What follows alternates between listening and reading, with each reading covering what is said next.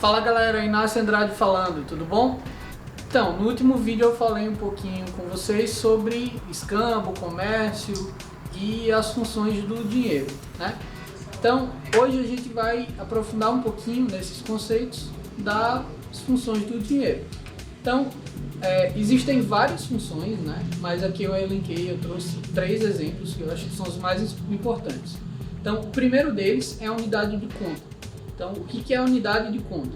É a característica que vai permitir, né, que é uma medida de valor que vai permitir você comparar bens, comparar mercadorias, comparar serviços, comparar atividades, enfim.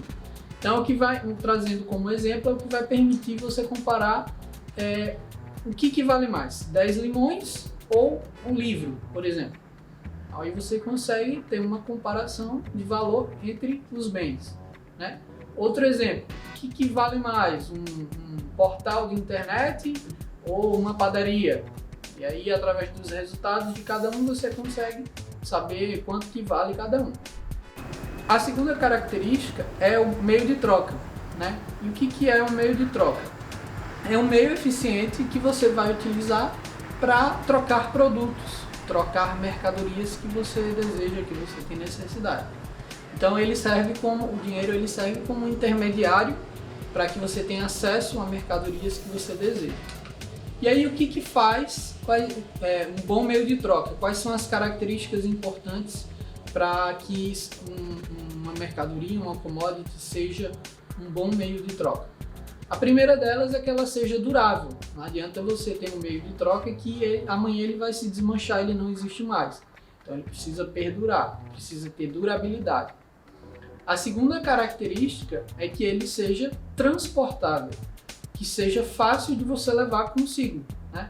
Você quer sair de um canto para o outro, você leva, que ele seja fácil de você levar. A terceira característica é que ele seja divisível. Não adianta você não conseguir dividir em unidades menores, porque você não vai conseguir usar quando tiver necessidade. A quarta característica, e mais importante, é que ele não seja falsificável. E aí é um problema de quase todas as moedas, quase todas. A gente vai descobrir que uma delas conseguiu superar isso. E a última característica, mas não menos importante, é que ele seja fungível. O que isso significa? Que se eu dividir em várias partes, essas partes devem ser iguais a todas as outras, similares, não ter diferença entre elas. E a terceira característica de uma boa moeda, um bom dinheiro, é que ele seja uma reserva de valor.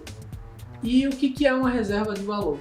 Imagine reserva de valor como uma grande bateria que você vai armazenar todo o esforço fruto do seu trabalho. Você vai guardar através de alguma mercadoria, alguma forma, e vai poder usar aquilo amanhã ou no futuro. Então é como se ele fosse uma bateria onde você deposita todo o seu trabalho, todo o seu esforço. E o que torna algo uma reserva de valor? São 2 características básicas, né?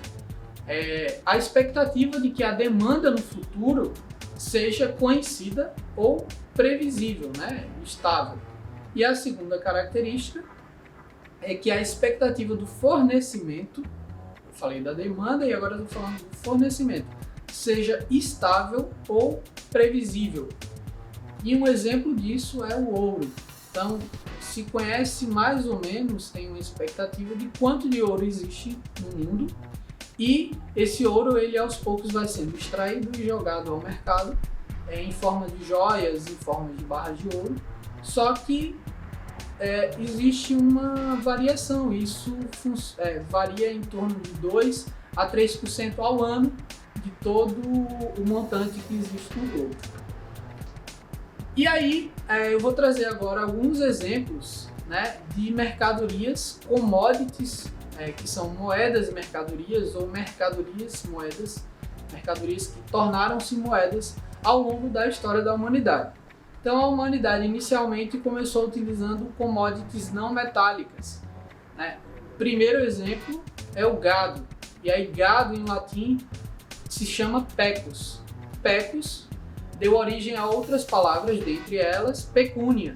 que a gente usa ainda hoje para fazer referência a dinheiro, algo de valor, né? Então o gado ele foi utilizado amplamente como uma commodity, uma moeda mercadoria. Outro exemplo foi o sal. O sal foi bastante utilizado no Império Romano como pagamento pelos serviços dos soldados. E aí derivou-se a palavra salário, né? Outro exemplo que a gente pode trazer aqui para o Brasil foi o café.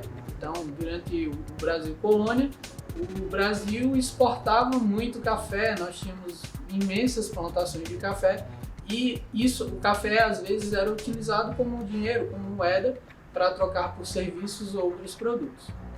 E hoje em dia, a mais conhecida é o petróleo, né? A gente vê até cotação, preço dele no jornal, na televisão.